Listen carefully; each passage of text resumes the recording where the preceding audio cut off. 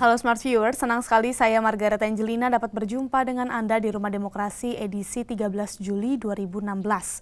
Aksi teror bom terjadi di 6 negara dengan mayoritas penduduk muslim. Salah satunya itu Turki yang dihantui teror bom selama beberapa bulan terakhir sepanjang tahun 2016 dan mengakibatkan banyaknya ratusan jiwa yang menjadi korban.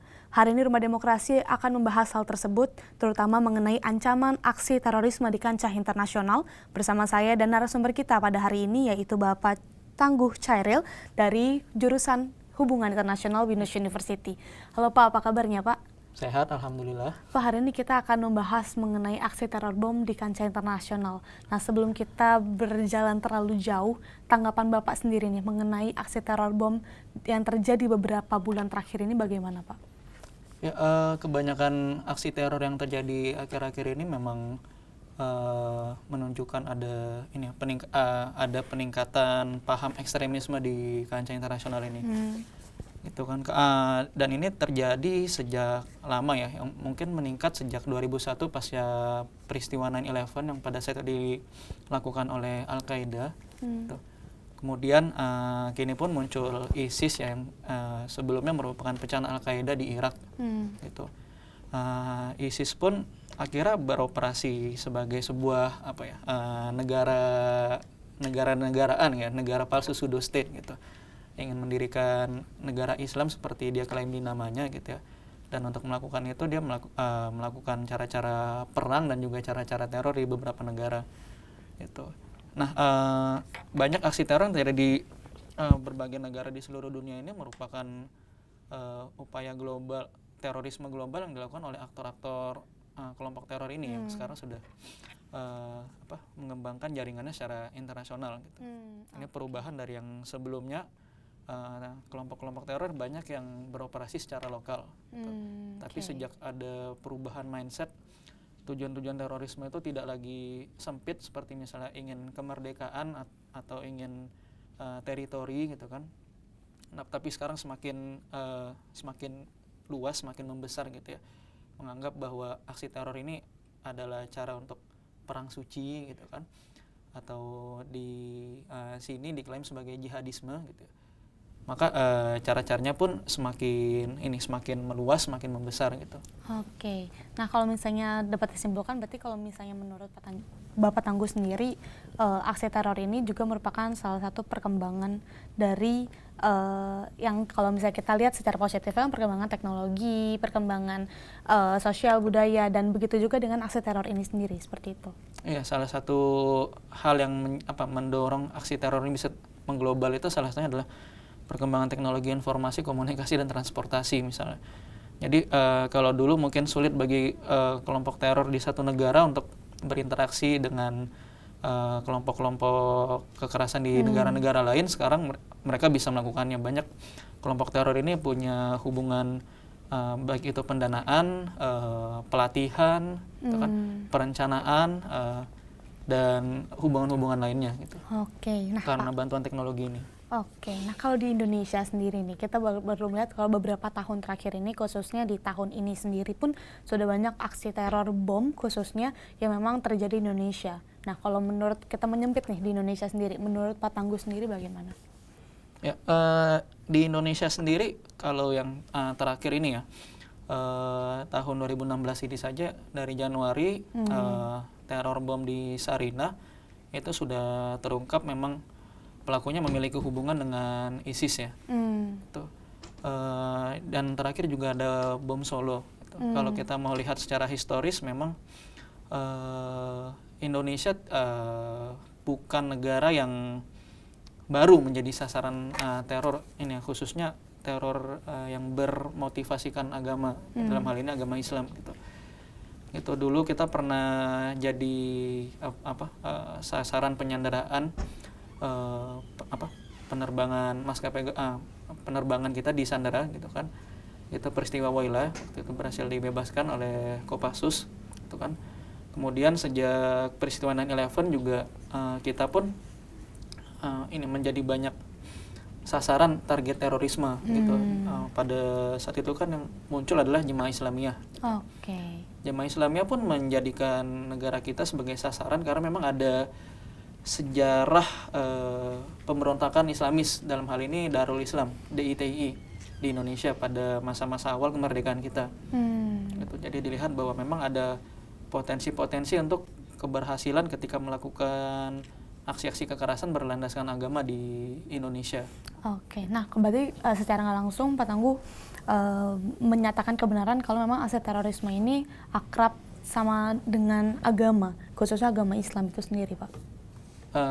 Saya tidak mengkhususkan agama Islam sih, tapi memang tidak bisa dipungkiri bahwa fenomena terakhir ini banyak terorisme yang dilakukan menggunakan nama agama Islam, gitu ya. Terutama di Indonesia ini. Tidak menafikan agama-agama lain juga melakukan kekerasan, tapi ya kita nggak bisa pungkiri ya, gitu ya. Bahkan ISIS pun menggunakan nama Islamic State ya, di namanya itu. Gitu. Nah, ini bisa dilihat sebagai fenomena yang didorong oleh munculnya pemikiran-pemikiran ya, penafsiran-penafsiran yang ekstrim dan radikal terhadap keyakinan agama. Gitu. Misalnya penerjemahan secara literal terhadap teks-teks kitab suci yang mungkin konteksnya bukan seperti itu. Kalau boleh tahu salah satu contohnya apa nih, Pak? Contohnya mungkin kata jihad ya.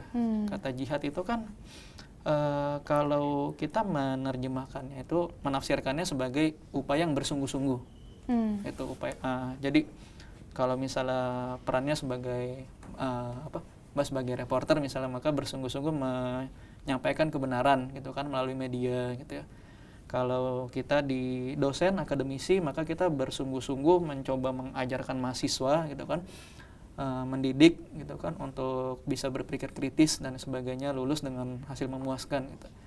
Nah, akan tetapi ada juga penafsiran yang sempit bahwa jihad ini adalah perang gitu. Lebih dekat dengan kata basarnya qital, perang gitu. Kalau betul latar belakang bisa menjadi perang itu bagaimana nih, Pak? Penafsiran-penafsiran terhadap beberapa teks-teks baik di kitab suci maupun hadis ya, yang konteksnya berbeda gitu, tapi ditafsirkan secara literal gitu. Terutama juga misalnya dan itu didukung terhadap pemahaman sejarah agama yang memang ini ya, ekstrim gitu. Dalam artian benar bahwa beberapa agama gitu ya, tidak terkecuali Islam itu disebarkan melalui pedang juga gitu kan. Ada beberapa kali terjadi perang-perang melawan yang menentang pemerintahan Muslim pada saat itu. Namun itu tidak bisa dilepaskan dari konteks kenapa perangnya itu terjadi gitu kan, dan lain sebagainya gitu. Sehingga bisa dikatakan kalau aksi teror yang terjadi belakangan ini juga akibat adanya kesalahan pemahaman terhadap agama itu sendiri ya, Pak ya. Nah, kalau misalnya kita lanjutkan nih, tadi Bapak juga sudah mengatakan poin-poinnya adalah aksi teror, lalu juga agama Muslim, dan juga terjadi di berbagai negara. Nah, kalau misalnya Bapak melihat hal ini, apakah memang aksi teror ini ada hubungannya dengan hubungan antar negara? Ya, ada. Dalam artian bangkitnya ekstremisme Islam ini ada yang mengaitkannya sama revolusi Islam Iran tahun 1970-an gitu kan. Di mana revolusi itu berhasil menjatuhkan rezim pemerintahan Iran yang didukung oleh Amerika Serikat gitu ya, dan menaikkan pemerintahan yang menerapkan hukum-hukum Islam secara lebih ketat di Iran gitu kan. Yang itu kemudian kemudian itu memberikan momentum bagi berkembangnya gerakan-gerakan politik yang berdasarkan penafsiran Islam yang lebih radikal di Timur Tengah dan di negara-negara lainnya gitu. Hal ini kemudian terekspor ke beberapa negara-negara lain gitu, khususnya yang secara geografis paling dekat ya, gitu kan, Timur Tengah. Hal lainnya juga misalnya konflik Israel-Palestina ya, khususnya di Timur Tengah itu yang tidak selesai-selesai gitu ya. Yang kemudian menjadikan bahwa menjadi muslim yang sejati itu harus perang misalnya seperti itu. Baik, nah bicara mengenai negara di kancah di internasional dan juga adanya kaitannya mungkin antara terorisme dan juga agama muslim, belakangan ini juga kita melihat adanya beberapa aksi teror yang memang justru dilakukan di negara-negara yang mayoritas penduduk muslim, Pak. Salah satunya yang menjadi sorotan kita saat ini adalah negara Turki. Setelah komersial break akan kita bahas lebih lanjut lagi ya Pak ya. Jadi Smart Viewers jangan kemana-mana, tetap di Rumah Demokrasi.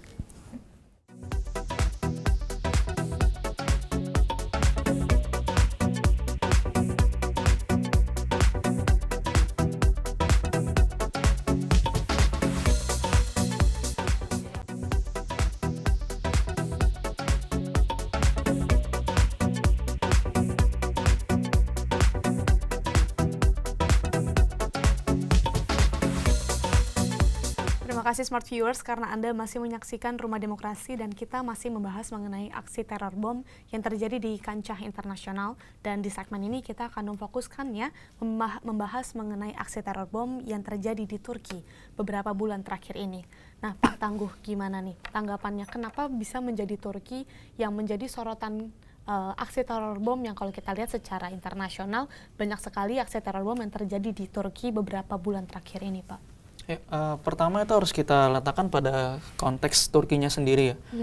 Secara geografis lokasi Turki itu berbatasan langsung dengan Suriah dan juga dekat sama Irak ya, yang menjadi dua negara basisnya ISIS sekarang, Irak dan Suriah gitu.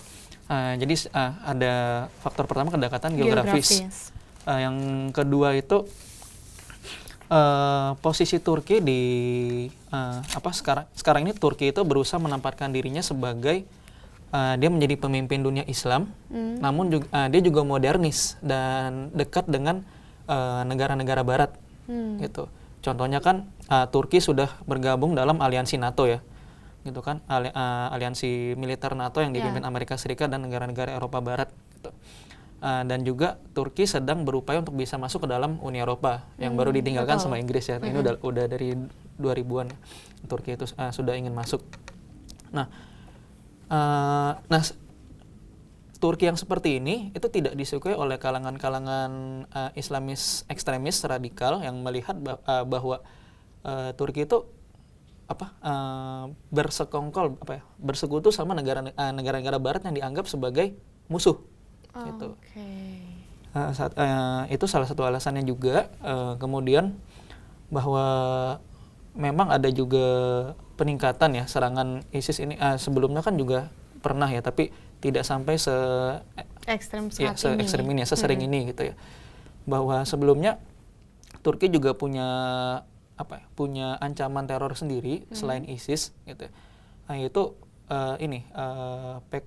kelompok yang bernama PKK, Partai Kelompok Pekerja Kurdistan, gitu. Itu kelompok yang berusaha menegakkan nasionalisme bangsa Kurdi. Bangsa Kurdi ini adalah bangsa yang dia tidak punya negara, tapi bangsanya tersebar di Turki, Irak, Suriah dan beberapa negara Timur Tengah lainnya. Gitu. Sehingga memang beberapa alasannya, itu yang pertama yang pastinya geografisnya, lalu juga yang kedua adalah situasi negara tersebut yang mungkin sekarang ini masih kurang stabil karena mungkin adanya beberapa perubahan-perubahan terkait pemerintahannya yang juga berdampak terhadap sosial budaya masyarakat setempat. Itu mengakibatkan Turki itu sekarang ini justru menjadi sasaran empuk untuk aksi teror tersebut. Betul ya Pak? Seperti itu? Iya, betul juga. Nah, kalau misalnya kita sedikit kilas nih Smart Viewers, jadi memang beberapa bulan terakhir ini tepatnya dari awal tahun 2016 sudah tercatat 6, yang itu di tanggal 12 Januari 2016 di Istanbul, Turki, di alun-alunnya. Lalu juga di 14 Januari itu di markas kepolisian. Lalu juga pada tanggal 17 Februari 2016 itu menghantam 5 bus yang mengangkut personel militernya. Lalu juga pada tanggal 18 Februari itu menggunakan bom rakitan yang mengangkut yang dikendalikan melalui remote jarak jauh yang diletakkan di dekat kendaraan militer. Lalu yang terdekat, dua terdekat dari saat ini yaitu 13 Maret di ibu kota Turki di Ankara, dan yang paling terakhir justru ada di terminal keberangkatan internasional Bandara Ataturk. kalau kita melihat nih semua ini justru semakin banyak hal-hal yang kita lihat di mana aksi teror ini terjadi di beberapa titik pusat keramaian justru. Betul ya Pak ya? Nah kalau misalnya kalau kita lihat yang terakhir justru ada di Bandara Ataturk dan itu adalah bom bunuh diri. Nah kalau Bapak melihat hal ini bagaimana Pak? Ya, pertama bom bunuh diri itu adalah taktik yang lebih efektif ya. Sebelumnya kan kalau ingin melakukan teror dengan bom gitu, maka pelaku akan pergi ke tempat di mana dia akan meledakkan bom, kemudian menyembunyikan bom tersebut sehingga tidak terdeteksi oleh penjaga keamanan, kemudian melarikan diri ke tempat aman sehingga tidak terkena bom, baru meledakkan bomnya, gitu ya. Nah, sehingga persiapan yang dibutuhkan lebih banyak dan juga kemungkinan keberhasilannya lebih rendah, gitu. Efek dari ledakan bomnya juga tidak akan sebanyak kalau misalnya bom bunuh diri, gitu, menggunakan rompi bom atau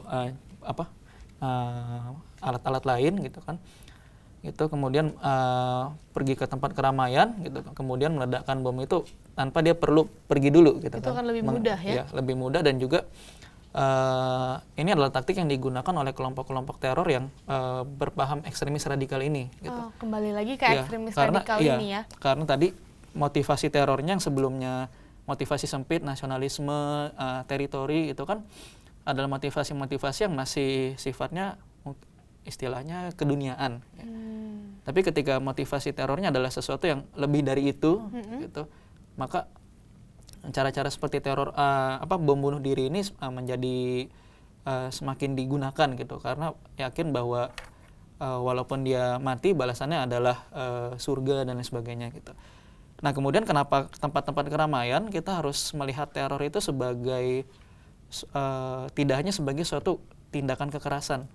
Setiap aksi teror itu memiliki pesan. Misalnya kenapa di tempat-tempat publik keramaian, gitu, harus dilihat, gitu, pesannya apa, gitu. Pesan tersebut kita dapat dari mana Pak? Dari ini, misalnya Bandara Ataturk itu kan berarti adalah tempat perkumpulan antara budaya-budaya dari para wisatawan asing, itu kan, masuk maupun yang keluar dari Turki, gitu kan, dan juga wisatawan lokal, gitu, orang Turkinya sendiri, gitu. Di situ pesannya adalah, gitu, kelompok teror ini membenci bahwa Turki memosisikan dirinya sebagai dunia Muslim yang bersekutu dengan negara Barat, seperti itu. Kalau misalnya sasarannya adalah pasukan keamanan, misalnya militer atau polisi, maka pesannya adalah itu pembalasan dendam atas apa yang upaya-upaya kontra teror yang dilakukan Turki terhadap kelompok-kelompok teror ini. Gitu. Nah, terkait dengan hal tersebut, ada satu perspektif yang mengatakan bahwa aksi teror di Turki ini ada hubungannya dengan kondisi ketika Turki membantu koalisi Barat pimpinan Amerika Serikat menggempur basis militan khilafah di Suriah sepanjang tahun 2015 lalu. Apakah memang hal ini bisa kita kaitkan, Pak? Bisa, seharusnya, karena sebelumnya ketika munculnya ancaman ISIS ini, dan itu dekat sekali dengan perbatasan Turki, gitu, dan Turki adalah sekutu Amerika Serikat ya, di dalam aliansi NATO, gitu, kan Amerika Serikat dan negara-negara sekutunya melakukan perang melawan ISIS di Irak dan Suriah. Turki termasuk salah satu negara yang tidak menjadikan perang melawan ISIS itu prioritasnya, karena dia punya ancaman teroris lain yang datang dari kelompok PKK ini, Partai Pekerja Kurdistan. Itu. Kenapa fokusnya prioritasnya lebih kepada PKK? Karena itu dalam sejarahnya dia lebih panjang. Gitu. Nah, namun kalau misalnya tidak difokuskan kepada ISIS, namun kenapa sekarang ini justru dikatakan bahwa anggota ISIS justru mengincar Turki sebagai sasaran utamanya? Iya, karena Turki kan akhirnya menggunakan perang melawan ISIS ini di Suriah dan di Irak ini sebagai momen untuk dia ikut menggempur basis-basis pendukung Kurdi ini di Timur Tengah, gitu. Nah, hal ini yang menjadikan Amerika Serikat sebenarnya juga hubungannya dengan Turki terkait ini mengendur, karena Amerika Serikat sendiri mengajak banyak kelompok-kelompok militan Kurdi ini, gitu ya, ada kelompok Peshmerga dan ada kelompok-kelompok lainnya di kawasan itu uh, itu untuk bersama-sama dalam perang melawan ISIS. Gitu. Okay. Nah, hubungan Amerika Serikat dan Turki itu mengendur, gitu ya. Dan juga namun Amerika Serikat akhirnya berhasil menekan Turki untuk meningkatkan kontribusinya dalam perang melawan ISIS. Baik. Gitu. Nah, peningkatan aktivitas Turki ini melawan ISIS ini, gitu, ini yang akhirnya menyebabkan ISIS melakukan tindakan balasan, gitu, dengan meningkatkan serangan terhadap Turki. Yang tadinya sebenarnya ISIS tidak banyak menyerang Turki karena Turki juga tidak banyak melawan ISIS gitu. Jadi kembali lagi memang karena ada latar belakang yang mengakibatkan mereka itu justru sekarang saling serang, bisa dikatakan seperti itu ya Pak? Iya, dengan akhirnya bom di bandara itu kan itu adalah salah satu momen pertama kalinya itu pemerintah langsung mengeluarkan statement bahwa pelakunya ISIS. Sebelumnya ketika ada serangan teror di Turki, itu yang akan dianggap sebagai pelakunya adalah PKK. PKK tadi. Itu. Oke, setelah ini kita akan bahas sebenarnya apa sih yang sudah dilakukan oleh pemerintahan Turki untuk mengantisipasi banyaknya aksi teror bom yang menimpa negaranya. Jadi Smart Viewers jangan kemana-mana, tetap di Rumah Demokrasi.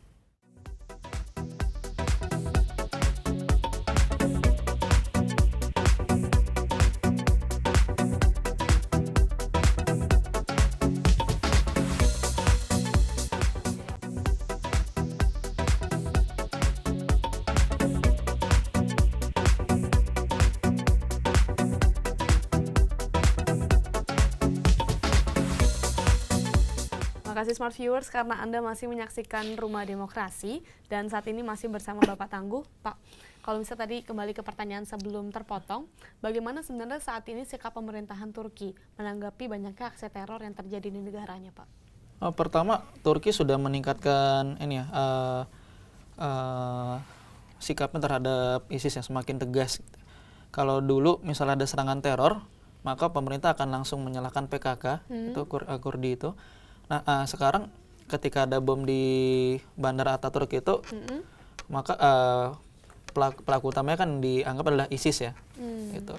Sudah semakin menjadi prioritas gitu. 2013 atau 2014 Turki itu tidak membuka pangkalan udara militernya di selatan Turki untuk dipakai Amerika Serikat dan negara-negara sekutunya untuk melakukan serangan udara ke basis-basis ISIS di Suriah dan Irak. Sekarang sudah dibuka, kalau nggak salah nama pangkalannya Irlichik, gitu. Itu karena memang akhirnya Turki sudah merecognize ISIS sebagai ancaman yang mungkin setara atau lebih tinggi daripada PKK ini, gitu. Nah, tapi yang menjadi masalah adalah sekarang Turki berada pada perang multifront ya. Ada banyak sekali ancamannya gitu kan. Yang sebelumnya ada ancaman PKK gitu kan. Sekarang ada ancaman ISIS gitu ya. Seperti itu. Dan dia juga memiliki beberapa kepentingan ya dalam kancah perpolitikan internasional ini gitu kan. Dia ingin bergabung dengan Uni Eropa gitu. Yang berarti dia harus melihat juga kepentingan dari negara-negara Eropa ini gitu. Eropa ini juga termasuk negara-negara yang menjadi basis rekrutmennya ISIS gitu kan. Gitu. Dan Turki sudah lama menjadi negara transitnya warga-warga negara Eropa yang bergabung ke ISIS, gitu. Karena secara geografis kan dia menjadi ini kan tempat transitnya gitu. Banyak kisah warga negara Eropa yang ditangkap karena ketahuan ingin bergabung dengan ISIS itu melewati Turki, gitu. Ada dan pasukan keamanan Irak dan Suriah yang berhasil menangkap anggota-anggota ISIS juga banyak menunjukkan paspor itu ada cap visa Turkinya. Jadi ini semakin membuat semuanya itu semakin saling keterkaitan dan semakin complicated ya Pak ya? Iya, ya seperti itu. Nah, ya. Kalau misalnya kita kaitkan nih Pak dengan gaya kepemimpinan presidennya yang sekarang yaitu Erdogan. Nah, kalau Bapak melihatnya bagaimana? Erdogan adalah presiden Turki yang sekarang ini dia berusaha memosisikan diri sebagai satu tokoh utama sentral dalam umat Muslim dunia. Satu itu, kan. dia berusaha menjadikan Turki yang tadinya negara yang sekuler ya, sejak Mustafa Kemal Atatürk, terutama dia punya platform yang lebih Islamis gitu. Jadi dia ingin mengembalikan kejayaan ketika masa-masa kekhalifahan Turki Utsmaniyah. Gitu. Apakah ada kemungkinan bahwa dia ingin membuat Turki menjadi negara Islam, Pak? Ada kecenderungan ke arah sana ya. Namun ini ada pertentangan politik domestik juga karena karena kalangan yang ingin Turki tetap sekuler juga banyak di dalam negeri, terutama dari kalangan pemerintahan yudikatif, gitu, sama dari kalangan militer. Gitu. Namun banyak langkah-langkah politik Erdogan yang berhasil meningkatkan meningkatkan leverage-nya, posisinya terhadap kedua kalangan ini. Salah satunya dia pernah berhasil membawa ke pengadilan satu kasus di mana beberapa petinggi militer dianggap akan melakukan kudeta, gitu. Dan itu berhasil ditindak. Gitu. Berbeda sama kalau di Mesir kan ini gagal ya, gitu kan, berhasil dikudeta oleh Jenderal Asisi.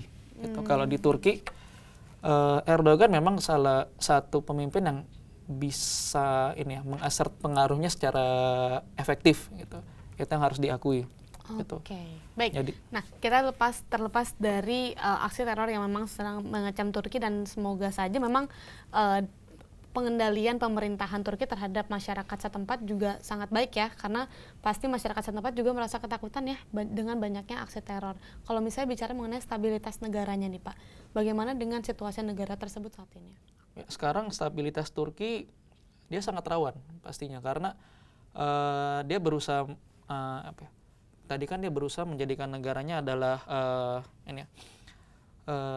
titik antara dia negara yang menjadi perwakilan Muslim, gitu ya, tapi dia juga negara yang modernis dan dekat dengan negara-negara Barat, gitu kan. Nah itu menjadikan dia semakin rawan, gitu, menjadi sasaran dari motivasi serangannya kelompok-kelompok ekstrem radikal ini seperti ISIS. Satu, yang kedua, posisi secara geografis juga dia sangat rawan karena dekat dengan Irak dan Suriah, gitu. Banyak anggota ISIS juga sudah lama menjadikan Turki itu sebagai negara safe haven-nya, sebagai negara tempat bersembunyi. Gitu. Oke. Apakah ada peningkatan dari segi pengamanan, Pak? Peningkatan dari segi pengamanan tentu ada, tapi balik lagi karena dia sekarang menghadapi perang multifront melawan PKK dan ISIS, berarti perhatiannya juga terbelah. Gitu. Kerjanya juga ekstra keras ya, Iya, Pak? perhatiannya terbelah. Itu yang menurut beberapa analis menyebabkan intelijen Turki tidak berhasil mendeteksi ketika sebelum terjadinya serangan-serangan teror yang akhir-akhir ini itu. Gitu. Oke, baik. Nah, kita terlepas dari Turki, kalau misalnya kita melihat aksi teror yang terjadi beberapa bulan terakhir ini, khususnya selama bulan Ramadan, kita melihat bahwa banyak sekali aksi teror.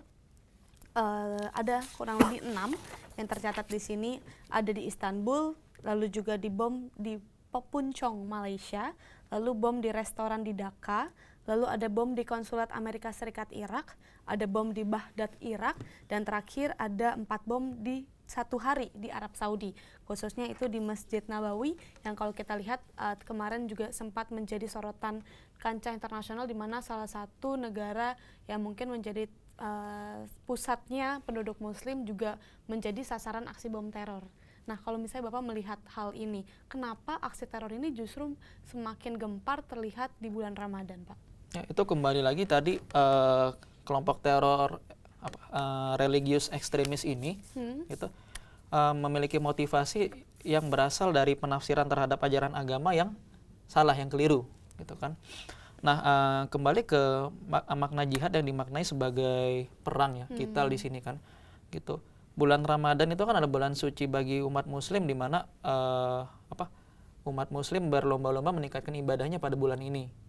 Nah, kelompok teror ini, kelompok ekstremis ini menganggap perangnya, jihadnya itu adalah sebagai ibadahnya mereka. Jadi mereka pun meningkatkan itu di bulan Ramadan ini. Itu satu hal. Oke. Gitu. Hal yang kedua, kita harus lihat konteksnya beberapa serangan terakhir ini ya. Gitu.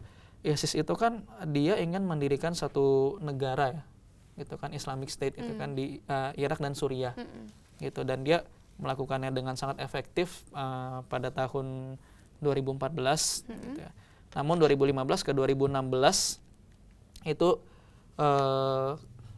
perang yang dilancarkan oleh Amerika Serikat dan negara-negara lain terhadap ISIS ini cukup menghasilkan hasil yang efektif, gitu. Wilayah yang wilayah yang sebelumnya berhasil diduduki oleh ISIS itu banyak sekali berkurang di Irak dan Suriah. Itu di Irak itu sekitar 40%, di Suriah sekitar 20%. Kota-kota yang tadinya dikuasai oleh ISIS berhasil direbut oleh ini pasukan keamanan Irak dan pasukan Suriah, gitu. Berarti memang udah ada langkah antisipasi dari masing-masing negara seperti itu ya, Pak? Iya, kontra terornya, perang melawan ISIS-nya sudah semakin efektif. Kota-kotanya sudah berhasil direbut. Nah, dalam hal ini ISIS yang tadinya mengklaim keberhasilan, keberhasilannya itu ini kan melihat bahwa itu berbalik mundur. Dia perlu menunjukkan bahwa dia masih ada dan dia masih bisa bertindak secara efektif. Dan motivasi itu yang semakin mendorongnya untuk pergi ke tempat-tempat yang menjadi pusat. Iya, itu. Nah, kembali lagi tadi kan teror itu adalah tindak kekerasan yang tidak hanya berhenti di situ, tapi dia punya pesan. Gitu. Pesan dari tindakan-tindakan teror ini adalah kami masih ada. Gitu. Kami masih ada, kami masih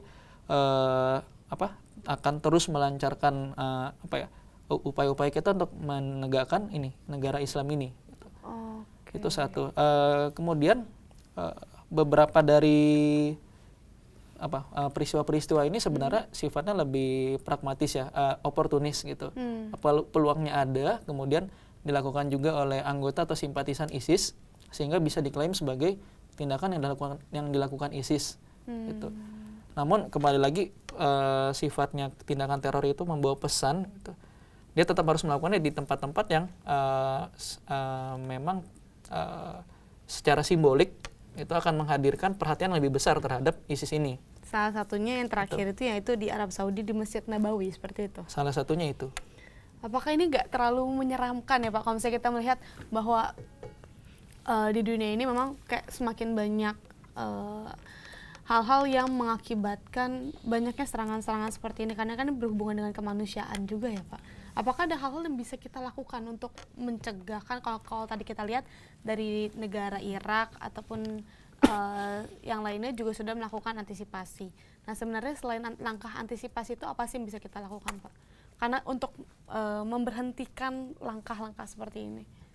Kalau yang kita bisa lakukan sebagai publik masyarakat, teror terutama yang bermotivasi agama ini bisa muncul karena tadi ya, berkali-kali saya tekankan penafsiran yang keliru, yang ekstrim terhadap ajaran agama.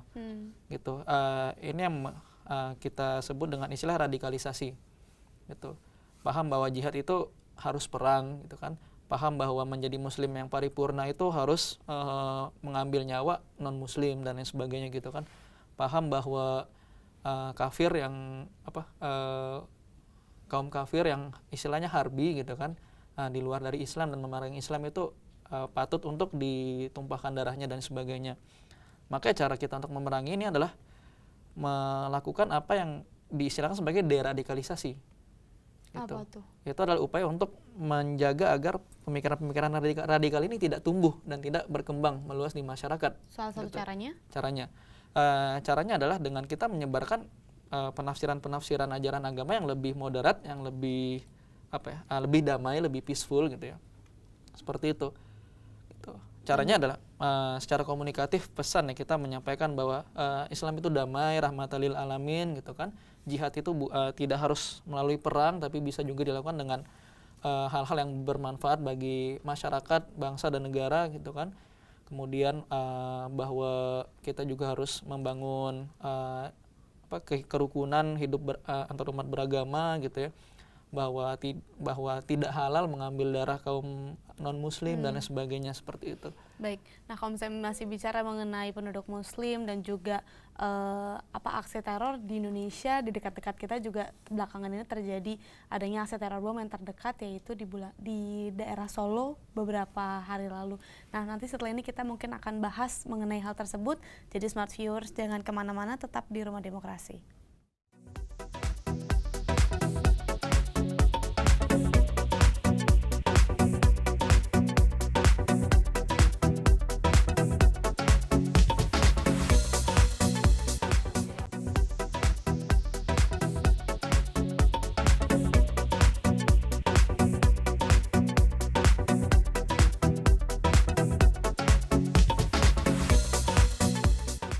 Terima kasih Smart Viewers karena Anda masih menyaksikan Rumah Demokrasi, masih bersama dengan Bapak Tangguh dan masih membahas mengenai aksi teror bom yang memang saat ini marak terjadi di kancah internasional.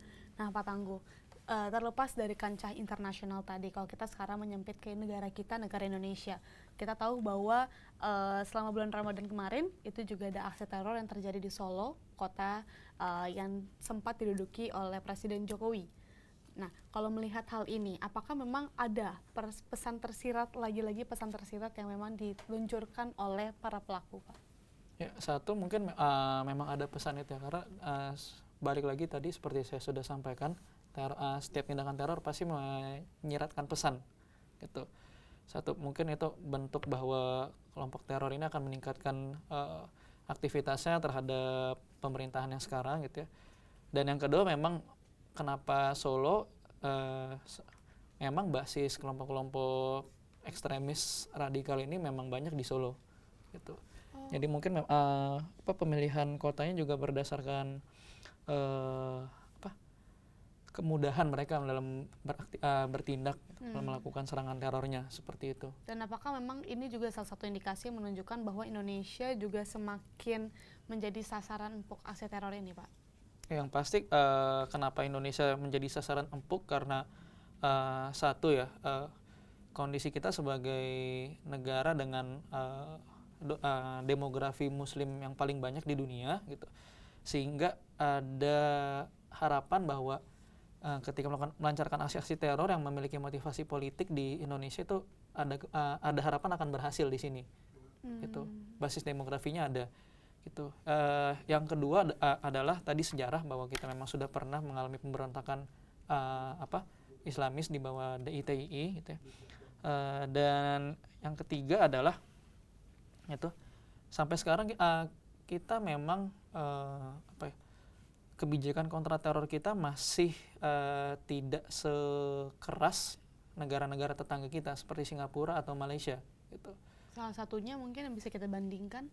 Ya, misalnya di Singapura itu kalau seseorang menjadi tersangka tindakan teror, itu pemerintah bisa melakukan penahanan terhadap dia selama 3 bulan.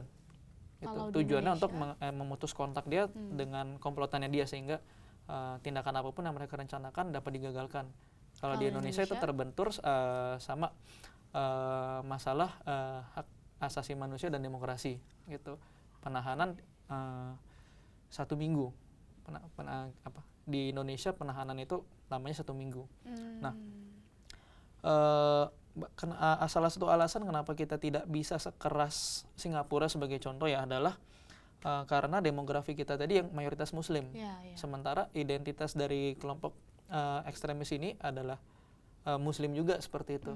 Jadi tindakan yang tegas dan keras terhadap kelompok-kelompok ekstremis Islamis ini bisa disalahartikan, gitu, sebagai tindakan pemerintah memerangi kaum Muslim itu sendiri. Dan di tengah-tengah masyarakat kita yang semakin sensitif akan isu-isu seperti ini ya, sejak pemilu 2014 ini menjadi semakin hal yang semakin sensitif bagi pemerintah. Baik, nah kalau misalnya kita melihat dari segi hubungan internasional nih Pak, sebenarnya bagaimana sikap politik dalam dan luar negeri yang justru memang harus dilakukan oleh setiap negara supaya memang dari masing-masing negara juga bersatu untuk melawan tindakan-tindakan aksi teror ini? Ya, yang pasti di dalam negeri ya harus pemerintah dan juga unsur masyarakat harus bisa menciptakan suasana kerukunan beragama dan toleransi. Gitu. Mengapa banyak sebagai contoh ya, mengapa banyak rekrutmen ISIS itu berasal dari negara-negara Eropa, gitu. Karena sekarang ini dengan semakin banyaknya warga Eropa yang berasal dari kaum imigran yang datang dari Timur Tengah, Arab dan Afrika, gitu ya. Kemudian dengan meningkatnya kita menyebutnya Islamofobia, jadi ketakutan terhadap kaum Muslim di Eropa itu dengan meningkatnya Islamofobia, kemudian kecurigaan-kecurigaan terhadap kaum imigran ini yang beragama Islam dan berasal dari Timur Tengah dan Afrika, gitu ya, itu menyebabkan banyak kekerasan terhadap warga Muslim di Eropa, dan itu menyebabkan perasaan keterasingan atau alienasi bagi banyak warga Eropa yang beragama Muslim atau berlatar belakang imigran. Sehingga gitu. memang baiknya dari setiap dalam negara pun itu memang memberikan toleransi yang cukup tinggi ya untuk antar umat beragama di Ini negara. juga harus di Indonesia juga harus menciptakan toleransi tersebut. Baik, nah kalau antar negara nih Pak, bagaimana? Kalau antar negara, memang pada akhirnya masing-masing negara harus melihat kepada mutual interest-nya, kepentingan bersamanya. Dalam hal ini adalah menghentikan tindakan kekerasan yang dilakukan oleh kelompok-kelompok teror atau kelompok pemberontak Islamis ini. Gitu. Ketika kita ambil contoh Amerika dan Turki, gitu, maka perbedaan kepentingan politik pragmatis, gitu ya, bahwa Amerika membutuhkan pasukan Kurdi untuk bisa melawan ISIS, sementara Turki menganggap ISIS sebagai ancaman juga, gitu. Kepentingan-kepentingan ini harus bisa dikesampingkan dulu demi tujuan yang lebih besar lagi, yaitu menghentikan perkembangan dan penyebaran kelompok ISIS ini di kawasan. Nah, itu juga tidak hanya Amerika Serikat dan Turki, negara-negara lain pun harus memikirkan bagaimana menghentikan kekerasan ini dulu, menghentikan kelompok-kelompok ini dulu, baru memikirkan kepentingan politik yang lainnya. Baik, nah bicara mengenai kepentingan dan juga negara, kita tahu bahwa mahasiswa juga memiliki peran penting ya Pak dalam mengantisipasi pembangunan negara itu sendiri. Nah, terkait dengan aksi teror bom ini, sebenarnya apa sih aksi nyata yang bisa dilakukan oleh mahasiswa? Ada beberapa mungkin yang bisa saya pikirkan ya. Pertama, terkait radikalisasi dan deradikalisasi tadi, mungkin kita bisa ambil peran, mahasiswa bisa ambil peran ya. Tidak dapat dipungkiri lagi bahwa sekarang ada banyak media sosial dan website yang menyebarkan paham-paham yang radikal dan ekstremis ini, gitu. Kita bisa berkontribusi dengan melaporkan situs-situs ini kepada BNPT, Badan Nasional Penanggulangan Terorisme. Baik. Mekanismenya mungkin bisa dicek di website BNPT. Baik. Kemudian jadi memang yang pertama harus mahasiswa juga melek dulu ya, kalau kita menemukan beberapa hal ya kita harus laporkan ke BNPT tadi. Lalu yang kedua juga saya setuju kalau misalnya memang mahasiswa harus kita tahu dan kita melek terhadap informasi yang memang terjadi di kancah internasional, supaya jadi kita bisa mengantisipasi dengan lebih memberikan wawasan terhadap orang-orang di sekitar kita. Seperti itu ya Pak ya. Baik, terima kasih Pak Tangguh karena telah bersedia hadir di Rumah Demokrasi dan membagikan dan telah berbincang juga kita selama 1 jam kurang lebih, dan semoga nanti Pak Tangguh bisa datang ke sini lagi untuk membagikan informasi lainnya. Terima kasih Pak. Sama-sama. Mohon maaf kalau misalnya salah kata. Nah, Smart Viewers, itu tadi perbincangan kita. Yang pasti aksi teror itu tidak perlu ditakuti, karena semakin kita takuti maka aksi teror itu juga akan semakin merasa berhasil. Baiknya kalau kita bekerja sama dengan aparat keamanan dan menjaga stabilitas negara dengan penuh tanggung jawab. Akhirnya saya Margareta, lalu juga Pak Tangguh serta seluruh keluarga bertugas pamit undur diri dan sampai jumpa di Rumah Demokrasi selanjutnya.